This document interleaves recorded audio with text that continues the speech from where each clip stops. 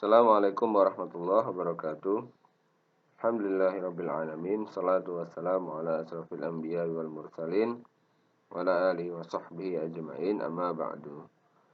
Alhamdulillah, kita haturkan syukur kepada Allah Subhanahu wa taala dan sholawat kepada Nabi Muhammad sallallahu alaihi wasallam. Semoga kita menjadi umatnya yang mendapat syafaat di hari akhir kelak. Pada kesempatan pekan lalu atau di bab sebelumnya kita sudah membahas tentang kemajuan dan golden age atau pencapaian keemasan dari Daulah Abbasiyah.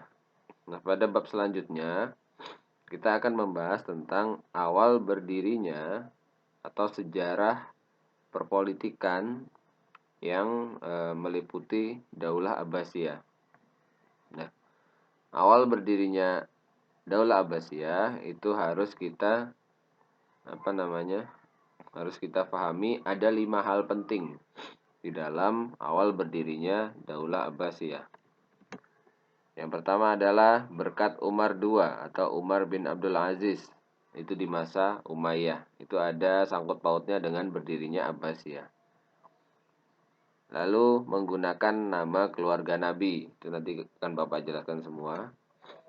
Yang ketiga, serangan 750 Masehi.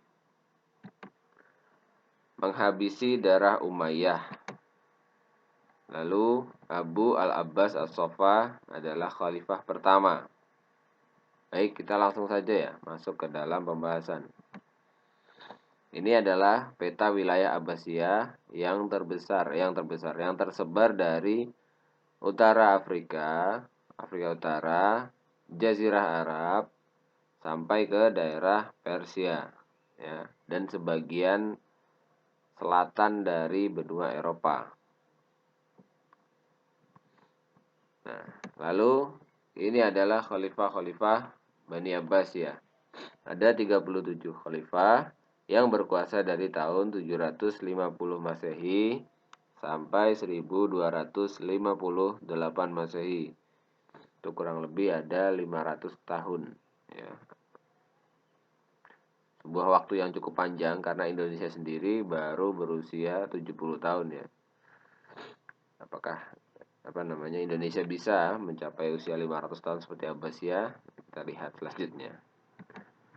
Lalu awal bangkitnya Abbasiyah itu berkat Umar II. Karena di masa Abbasiyah, Umar II di masa Umayyah maksudnya, tidak menekan para saingan politiknya. Sehingga semua musuh Umayyah dibiarkan bebas. Umayyah dan Abbasiyah ini saling bertentangan sejak dulu. Namun di masa Umar II, Umar bin Abdul Aziz, itu semua dilonggarkan. Nah, hal ini membuat Abbasiyah bisa menyusun strategi sehingga dapat merebut kekuasaan Umayyah dan mendirikan daulah baru atau dinasti baru di masa selanjutnya. Lalu ada juga penggunaan keluarga Nabi, nama keluarga Nabi ya. Kalau kita lihat dari silsilah ini ya, Abdul Manaf, Hashim itu turun ke Nabi Muhammad SAW. Dan di sini ada juga Al-Abbas. Al-Abbas dengan Nabi Muhammad masih dalam satu trah begitu ya. Satu kabilah, yaitu Bani Hashim ya. Sedangkan Umayyah ada di sini di Bani Abdul Syam atau Bani Syam.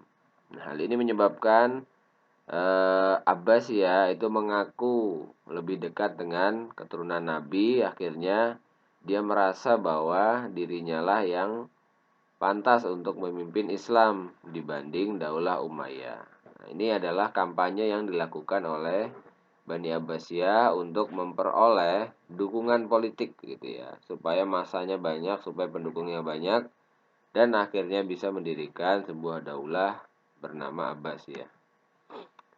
Lalu berdirinya Daulah Abbasiyah juga menjadi inti adalah serangan 750 Masehi yang dipimpin oleh Abu al-Abbas as-Saffah untuk menyerang Khalifah Marwan II, yaitu Khalifah Umayyah terakhir, ya.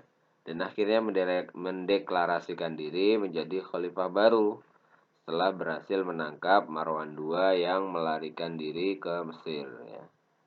Jadi saat itu Marwan II adalah khalifah terakhir Bani Umayyah, dikalahkan oleh kekuatan Abbasiyah yang dipimpin Abu al-Abbas as-Saffah. Ya, Abu al-Abbas as-Saffah ini akhirnya berhasil membunuh Marwan II walaupun pernah melarikan diri ke Mesir. Nah, pada saat itu berdirilah daulah baru bernama Daulah Umayyah. Lalu menghabisi darah Umayyah. Untuk mengamankan posisi Abbasiyah, Khalifah Abu al-Abbas as-Saffah itu memerintahkan untuk membunuh setiap keturunan dari Bani Umayyah. Tujuannya apa? Supaya tidak ada lagi saingan politik, ya. Supaya tidak ada saingan politik, supaya Daulah Abbasiyah bisa langgeng dan berlangsung lama. Oke, mungkin itu dulu ya. Bapak punya tugas untuk kalian semua. Gambarlah peta kekuasaan Abbasiyah beserta kota-kota pentingnya. Ini nanti silahkan kalian buka Google Classroom ya. Google Classroom, di sana ada kolom untuk upload tugas ya. Baik, mungkin sampai di sini dulu pertemuan pada pagi hari ini. Semoga bisa dipahami semua. Assalamualaikum warahmatullahi wabarakatuh.